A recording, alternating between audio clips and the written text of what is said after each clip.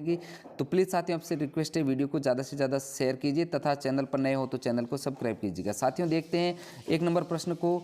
दी गई कविता की पंक्तियों को पढ़कर उन्हें कहानी के रूप में आपको लिखना है। तो यहाँ पर जो पंक्तियाँ हैं इसको आपको पढ़ना है। अब इसकी कहानी के रूप में हम लिखते हैं।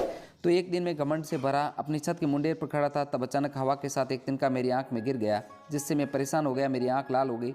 जिन लोगों को घमंड में ये ऐंठ दिखा रहा था, ये लोग आकर मेरी आंख की देखभाल करने लगे। उनके व्यवहार को देखकर मेरा घमंड चूर चूर हो गया। तिनका निकालने के बाद समझ में आया कि किस बात का घमंड करते हैं। एक छोटे से तिनके ने ही मेरा घमंड चूर चूर कर दिया और ऐंठ भी दूर हो गए। अब आगे 2 नंबर प्रश्न, क्या कभी तुम्हारी आंख में कुछ गिरा है? उन्हें निकालने के लिए तुमने क्या प्रयास किए? तो हाँ, एक बार स्कूल से घर आते समय तेज हवा से छोटा कचरा मेरी आंख में गिर गया। घर आकर आंख को पानी से बार बार धोया, जिससे आंख साफ हो गई, तब आराम मिला। नेक्स्ट आगे देखते हैं कार्यपत्रक 92 का सॉल्यूशन। यहाँ पर जो है पत्रिका या दीवार पत्रिका के लिए सूचना लिख पाना। तो यहाँ पर जो है इसको अच्छे से देखना है। अब इसका 1 नंबर प्रश्न है, यह खबर किसके द्वारा प्रकाशित की? तो कोटा विश्वविद्यालय कोटा के द्वारा। इस खबर के बारे में क्या सूचना दी गई?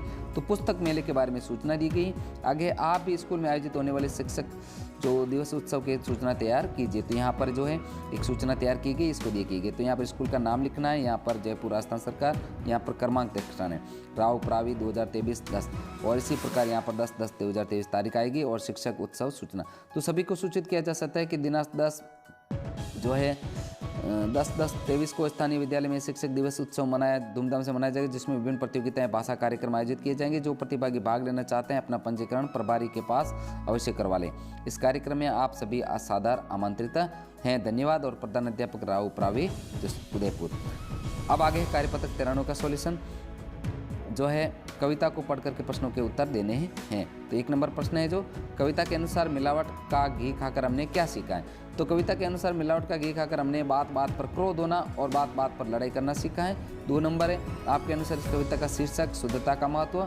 3 नंबर प्रश्न, कविता के अनुसार गौतम बुद्ध ने हमें क्या संदेश दिया है? तो उत्तर लिखना है, गौतम बुद्ध ने हमें प्रेम से रहने, बोलने और किसी से लड़ाई न करने का संदेश दिया है। आगे 4 नंबर प्रश्न, क्या आपके पास भी ऐसे कोई व्यक्ति हैं जो बात बात पर खुद होते हैं? आप उन्हें कैसे समझाएंगे? उत्तर लिखना है, हाँ हम उन्हें समझाते हैं कि क्रोध करने से मन अशांत हो जाता है, शरीर के लिए क्रोध हानिकारक है। 5 नंबर है हवा को शुद्ध रखने के लिए हमें क्या क्या करना चाहिए? विचार लिखिए। उत्तर है प्रदूषण नहीं फैलाना, कचरा हमेशा कचरा पात्र में डालना चाहिए, शौचालय का प्रयोग करना चाहिए, पेड़ पौधे लगाना चाहिए। नेक्स्ट आगे कार्यपत्रक 94 का सॉल्यूशन। नीचे कुछ शब्द दिए गए, उन्हें नीचे बने कॉलम में उचित स्थानों में आपको लिखना है। तो यहाँ पर जैसे शब्द हैं, अब तत्सम और तद्भव शब्दों को आपको छंट नहीं करना है। तो यहाँ पर जो तत्सम शब्द है, वर्षा है, वृष्टि है, दुग्ध है, अनुज है, धृत है, वृक्ष है, वर्ष है और कार्य। और तद्भव शब्द है बारिश, नज़र, दूध, छोटा, घी, पेड़, बरस, जो काज, अलग और हाथ। इस प्रकार इसको आगे है। 2 नंबर प्रश्न, निम्नलिखित शब्दों के तत्सम रूप लिखें। तो जेठ का ज्येष्ठ, घोटक अक्षर, दांत का दंत, आकांक्षी, कर्म का कर्म, धर्म का धर्म, माटी का मिट्टी, मकान का ग्रह। अब आगे है 3 नंबर, नीचे दिए गए तत्सम तद्भव शब्दों के वाक्यों में प्रयोग कीजिए। तो यहाँ पर जो शब्द हैं, दूध वाक्य में प्रयोग है, गाय का दूध पौष्टिक होता है। दुग्ध, राधा दुग्ध डेयरी पर गई है। काज, मुझे घर के कामकाज के लिए बाजार जाना है। और कार्य, अपना कार्य समय करना सीखें। नेक्स्ट है कार्यपत्रक 95 का सॉल्यूशन। आइए इस कविता को पूरी करते हैं। तो छोटी सी कविता, इसको पूरी करना है।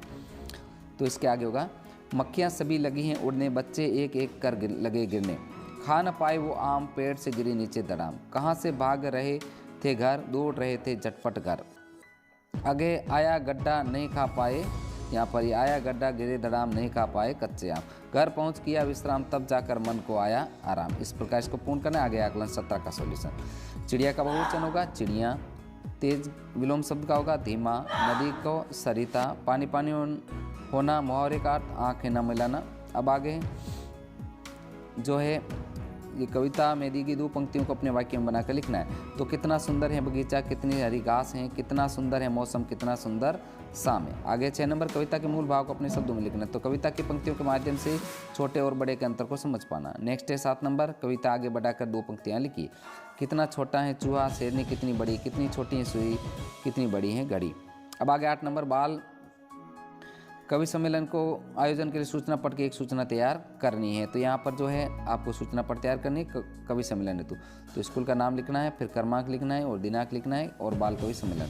सभी को सूचित किया जाता है कि स्थानीय विद्यालय में दिनांक को विद्यालय परिसर में बाल कवि सम्मेलन का आयोजन किया जाना, ज़्यादा से ज़्यादा पधारे, धन्यवाद। और यहाँ पर प्रधानाध्यापक। अब आगे 9 नंबर, पहाड़, पेड़, नदी, पुरुष, पत्थर, पुष्प, वर्ण शब्दों, तत्सम तद्भव शब्दों को अलग करके लिखना है। तो तत्सम है पुष्प और वर्ण, और तद्भव है जो पहाड़, पेड़, नदी और पत्थर। साथियों शुरू करते हैं कार्यपत्रक 96 का सॉल्यूशन। यहाँ पर देखते हैं दिए गए अनुच्छेद को पढ़कर प्रश्नों के उत्तर देने हैं। तो यहाँ पर छोटा सा अनुच्छेद है, इसको आपको पढ़ना है। अब इसके प्रश्न हैं। 1 नंबर है जो चित्तौड़गढ़ किसके लिए प्रसिद्ध है, तो पहाड़ी पर बने दुर्ग के लिए प्रसिद्ध है। 2 नंबर है चित्तौड़गढ़ का किला कौन सी नदी पर है, बेडस नदी पर। अर्थ लिखकर वाक्य बनाने हैं आपको। तो यहाँ पर सिरमौर का जो वाक्य बनेगा, हिमालय भारत का सिरमौर है। बलिदान का, देश की आज़ादी में अनेक वीरों ने बलिदान दिया। शूरवीर, मेवाड़ के प्रताप शूरवीर थे। अद्वितीय, ताजमहल अद्वितीय स्मारक है। नेक्स्ट 4 नंबर प्रश्न, चित्तौड़गढ़ का किला किसका प्रतीक है, चित्तौड़गढ़ का किला राजपूतों की वीरता, त्याग और बलिदान का प्रतीक है। नेक्स्ट अगले शब्द समानार्थी शब्द लिखने हैं। तो साहस का, हिम्मत, विश्व, संसार, दुर्ग, किला। आगे है भारत के प्रसिद्ध किलों के नाम और वह किला कहाँ स्थित है, लिखिए। तो यहाँ पर किले का नाम लोहागढ़ जो है भरतपुर में, मेहरानगढ़ जोधपुर में, कुंभलगढ़ राजसमंद में। नेक्स्ट आगे कार्यपत्रक 97 का सॉल्यूशन। यहाँ पर एक छोटा सा गद्यांश दे रखा है, इसको पढ़ करके प्रश्नों के उत्तर देने हैं। तो इसका अ देखते हैं, प्रदक्षिणा पथ पर चढ़ने के लिए किस दिशा में सीढ़ियाँ हैं, दक्षिण। स्तूप के प्रवेश द्वारों की ऊंचाई लगभग कितनी है, 10 मीटर। वृक्ष किसके ज्ञान का प्रतीक है, महात्मा बुद्ध के। आगे है रिक्त स्थानों की पूर्ति करनी है। तो यहाँ पर क में आएगा बलुआ पत्थर, ख में महात्मा बुद्ध, ग में वेस्टर्नी। नेक्स्ट आगे 3 नंबर प्रश्न, अगर आप परिजनों से बिछड़ जाते दक्षिणी स्थल पर हैं और भीड़ के कारण परिजनों से बिछड़ आप क्या करेंगे, तो लिखना है यदि हम परिजनों से बिछड़ जाते हैं तो सबसे पहले पुलिस आसपास हो तो उसकी मदद करेंगे। किसी को फ़ोन पर लेकर परिवार से अपनी स्थिति बताएंगे जिससे वहां पर पहुंच सके। नेक्स्ट है आगे कार्यपत्रक 98 का सॉल्यूशन। यहाँ पर समाचार पत्र जो पढ़कर अपनी समझ को विकसित कर पाना। तो यहाँ पर एक जो है अखबार के कटेंगे, इसके अनुसार समझ मतलब प्रश्नों के उत्तर देने। तो यहाँ पर जो है प्रधानमंत्री ने रविवार को लॉन्च किया था बिग कैट्स अलायंस। इस कार्यक्रम को लॉन्च करने का उद्देश्य था बाघ शहरों का संरक्षण करना। भारत में 2022 में बाघ गिने गए 3617। नेक्स्ट आगे पीएम श्री योजना में जो विद्यालयों का चयन हुआ, तो इसके तहत कुछ प्रश्न है। जो पीएम श्री विद्यालयों में राजस्थान के विद्यालयों का चयन हुआ, सही उत्तर होगा द 402 और इसका जो सही उत्तर होगा स मॉडल स्कूल। नेक्स्ट आगे कार्यपत्रक 99 का सॉल्यूशन। यहाँ पर जो है मुहावरे हैं, इसको पूर्ण करना है। तो ऊंची दुकान फीका पकवान, दिखावा अधिक काम का।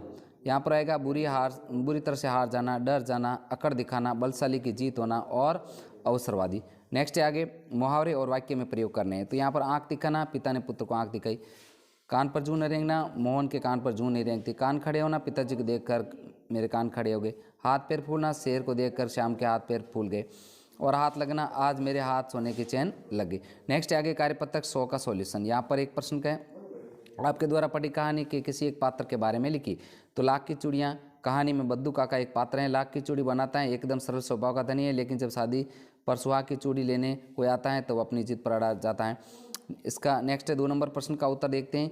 हाँ, हमने रामायण धारावाहिक देखा है, इसमें चारों भाइयों के परस्पर प्रेम भावना का उदाहरण है। माता पिता की आज्ञा का पालन करते हैं। पिता के वचन के अनुसार 14 वर्ष तक श्री राम वनवास पर गए थे। नेक्स्ट आगे 3 नंबर प्रश्न जो है, निम्नलिखित शब्दों का समास विग्रह करना है। पाप पुण्य, पाप और पुण्य। नीलकंठ, नीला है कंठ जिसका, इसका समास विग्रह का समस्त पद लिखना है। यथाशक्ति और प्रधानमंत्री आएगा। नेक्स्ट आगे है 5 नंबर, देशज और विदेशज शब्दों को छांटना है। तो शब्द हवा, जन्म, गाड़ी, ये देशज शब्द है। मीटर, पेन, अक्ल और कैंची, ये विदेशज शब्द है। अब आगे है आकलन 18 का सॉल्यूशन। भाववाचक संज्ञा बतानी है, बुढ़ापा है।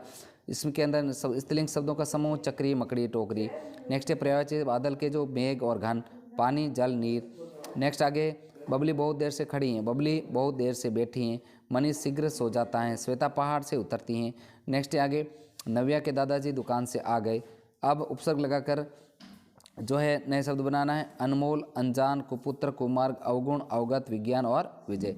तो प्रिय विद्यार्थियों, हमने इस वीडियो में जो है कार्यपत्रक जो 96 से लेकर 100 तक का अध्ययन किया तथा आकलन 18 का अध्ययन देखते हैं। तो यहाँ पर इसका 6 नंबर प्रश्न है जो 6 नंबर प्रश्न है जो राहुल पढ़ रहा है, राधा नाच रही थी, मैं कल जयपुर जाऊंगा। नेक्स्ट आगे है जो सही क्रम में लिखना है। कनिष्क कल पिताजी को पत्र लिखेगा। बच्चे कभी कभी भीड़ में खो जाते हैं।